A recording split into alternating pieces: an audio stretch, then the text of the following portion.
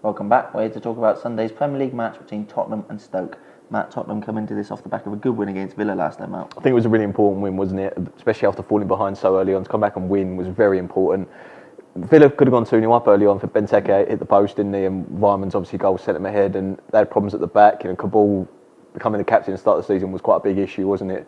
Still not sure about him, in terms of a top Premier League defender, but for Tottenham actually to win that game, because they've not been in good form this season. There's no getting away from that. They've been poor. Pochettino's had criticism, not a bit of criticism. He's had a lot of criticism, and maybe under a bit of pressure.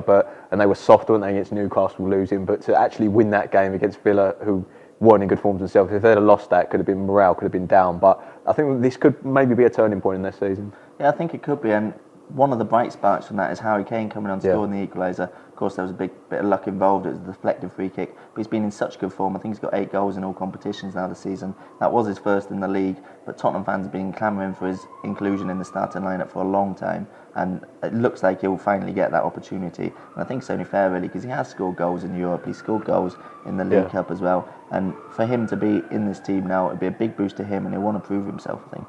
I think it would be important as well, because he's obviously, like you say, he's scored a lot of goals this season. He's been very good. It's not like Soldado and Adebayor have been hitting the back on that on a consistent basis, but especially in this game as well against the Stoke side, that last time out against West Ham United was so disappointing, wasn't it? I don't know the actual stats of it, but under Pulis, I can't imagine they went 2-0 up and lost and drew too many games, especially at the Britannia. But like I said, they got the lead, good performance, but the way West Ham came back would have really worried Mark Hughes, because it was poor the way they threw a lead away, and they're not in good form at the moment, Stoke, and they need to be a little bit careful. They need to start picking up some wins.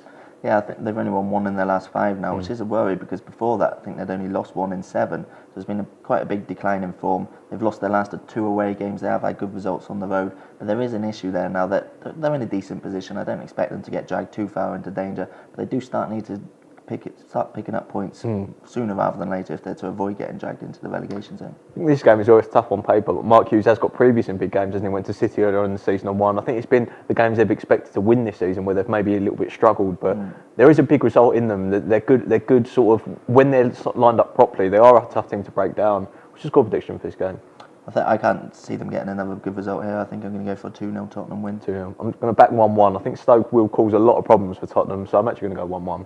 It's got a win for Tottenham and a 1-1 draw. Thanks for joining us.